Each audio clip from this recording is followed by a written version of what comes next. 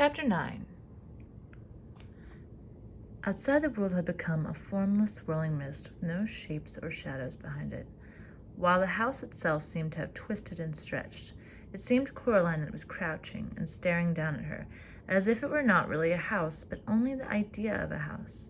And the person who had had the idea, she was certain, was not a good person. There was sticky web stuff clinging to her arm, and she wiped it off as best she could. The gray windows of the house slanted at strange angles. The other mother was waiting for her, standing on the grass with her arms folded. Her black button eyes were expressionless, but her lips were pressed tightly together in a cold fury. When she saw Coraline, she reached out one long white hand and she crooked a finger. Coraline walked toward her. The other mother said nothing. "I got two," said Coraline. "One soul still to go." The expression on the other mother's face did not change. She might not have heard what Coraline said. "Well, I just thought you'd want to know," said Coraline. "Thank you, Coraline," said the other mother coldly, and her voice did not just come from her mouth. It came from the mist and the fog and the house and the sky. She said, "You know that I love you." And despite herself, Coraline nodded. It was true. The other mother loved her, but she loved Coraline as a miser loves money, or a dragon loves its gold. In the other mother's button eyes, Coraline knew that she was a possession, nothing more, a tolerated pet whose behavior was no longer amusing. "I don't want your love," said Coraline. "I don't want anything from you." "Not even a helping hand?" asked the other mother. "You might have been doing so well. After all, I thought you might want a little hint to help you with the rest of your treasure hunt." "I'm doing fine on my own," said Coraline. "Yes," said the other mother, "but if you wanted to get into the flat in the front, the empty one, to look around, you'd find the door locked, and then where would you be?" "Oh," Coraline pondered this for a moment. Then she said, "Is there a key?" The other mother stood there in the paper-gray fog of the flattening world. Her black hair drifted about her head as if it had a mind and a purpose all of its own. She coughed suddenly in the back of her throat and then opened her mouth. The other mother reached up her hand and removed a small brass front door key from her tongue. "Here," she said. "You'll need this to get in." She tossed the key casually toward Coraline, who caught it one-handed. Before she could think about whether she wanted it or not, the key was still slightly damp. A chill wind blew about them, and Coraline shivered and looked away. When she looked back, she was alone. Uncertainly, she walked around to the front of the house and stood in front of the door to the empty flat. Like all the doors, it was painted bright green. "She does not mean you well," whispered a ghost voice in her ear. "We do not believe that she would help you. It must be a trick." Coraline said, "Yes, you're right, I expect." Then she put the key in the lock and turned it. Silently the door swung open, and silently Coraline walked inside.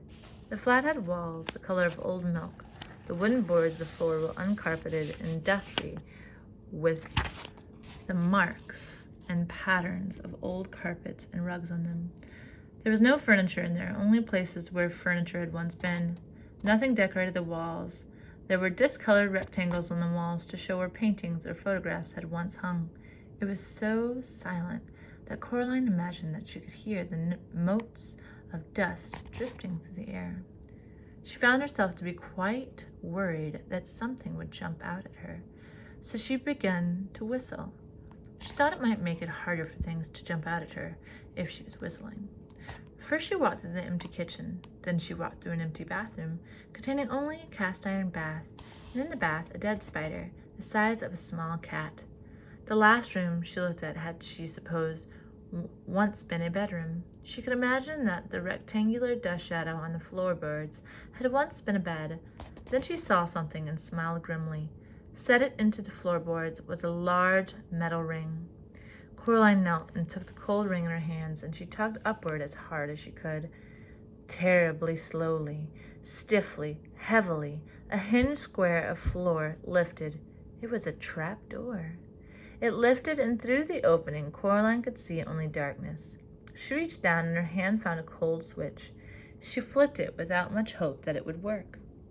But somewhere below her a bulb lit, and thin yellow light came up from the hole in the door. She could see steps heading down, but nothing else. Coraline put her hand into her pocket and took out the stone with the hole in it.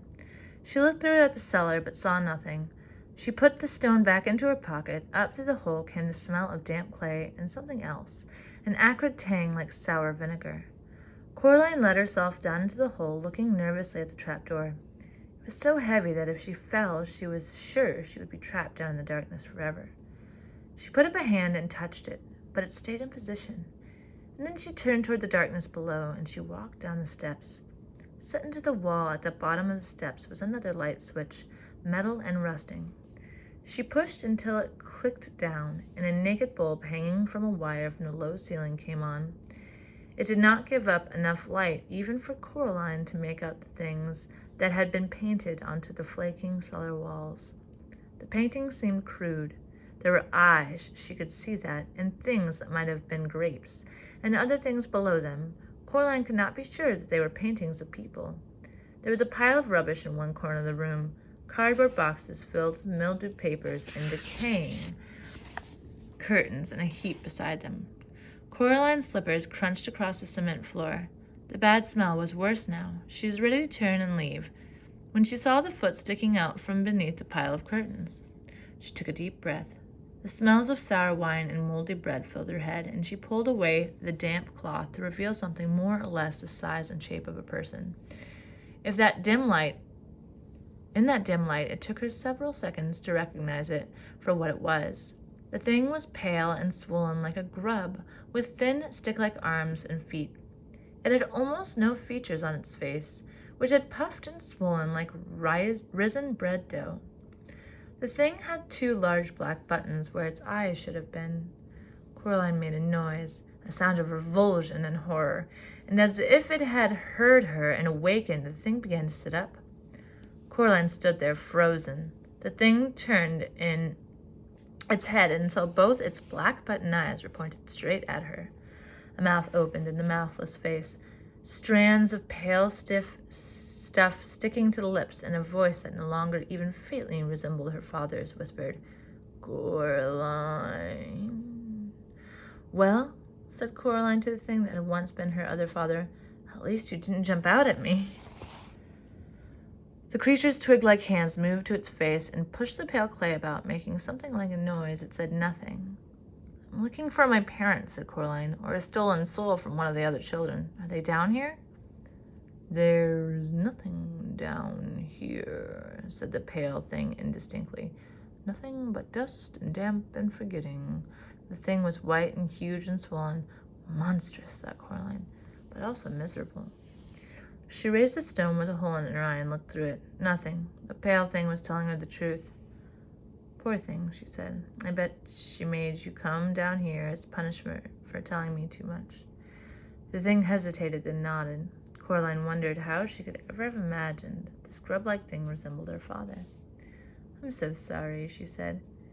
"She's not best pleased," said the thing that was once her other father. "Not best pleased at all. You put her quite out of sorts, and when she gets out of sorts, she takes it out on everybody else. It's her way." Coraline patted its hairless head. Its skin was tacky like warm bread dough. "Poor thing," she said. "You're just a thing she made and then threw away." The thing nodded vigorously as it nodded. The left button eye fell off and clattered into the concrete floor. The thing looked around vacantly with its one eye, as if it had lost her. Finally it saw her, and as if making a great effort, it opened its mouth once more and said in a wet, urgent voice, "Run, child, leave this place. She will hurt you, to keep you here forever, so you can never finish the game, and she will win. She is pushing me so hard to hurt you, I cannot fight her." "You can," said Coraline. "Be brave." She looked around. The thing that had once been the other father was between her and the steps up and out of the cellar. She started edging along the wall, heading toward the steps. The thing twisted bonelessly until its one eye was again facing her. It seemed to be getting bigger now and more awake. "Alas," it said, "I cannot." And it lunged across the cellar toward her then, its toothless mouth opened wide. Coraline had a single heartbeat in which to react. She could only think of two things to do. Either she could scream and try to run away and be chased around a badly lit cellar by the huge grub thing, be chased until it caught her, or she could do something else. So she did something else. As the thing reached her, Coraline put out her hand and closed it around the thing's remaining button eye, and she tugged it as hard as she knew how. For a moment, nothing happened, then the button came away and flew from her hand, clicking against the walls before it fell to the cellar floor. The thing froze in place. It threw its pale head back blindly and opened its mouth horribly wide, and it roared its anger and frustration.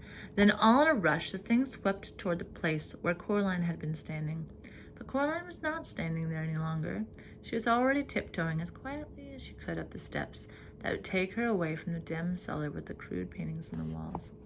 She could not take her eyes from the floor beneath her, though, across which the pale thing flopped and writhed, hunting for her. Then, as if it was being told what to do, the creature stopped moving, and its blind head tipped to one side. "It's listening for me," thought Coraline. "I must be extra quiet." She took another step up, and her foot slipped on the step, and the thing heard her. Its head tipped toward her for a moment. It swayed and seemed to be gathering its wits. Then, fast as a serpent, it slithered for the steps and began to flow up them toward her. Coraline turned and ran wildly up the last half-dozen steps, and she pushed herself up and onto the floor of the dusty bedroom. Without pausing, she pulled the heavy trap door toward her and let go of it. It crashed down with a thump, just as something large banged against it. The trapdoor shook and rattled on the floor, but it stayed where it was. Coraline took a deep breath. If there had been any furniture in that flat, even a chair, she would have pulled it onto the trapdoor, but there was nothing. She walked out of the flat as fast as she could without actually ever running, and she locked the front door behind her. She left the door key under the mat, then she walked down into the drive. She had half expected that the other mother would be standing there waiting for Coraline to come out, but the world was silent and empty. Coraline wanted to go home. She hugged herself and told herself that she was brave. She almost believed herself, and then she walked around to the side of the house in the gray mist that wasn't a mist, and she made for the stairs to go up.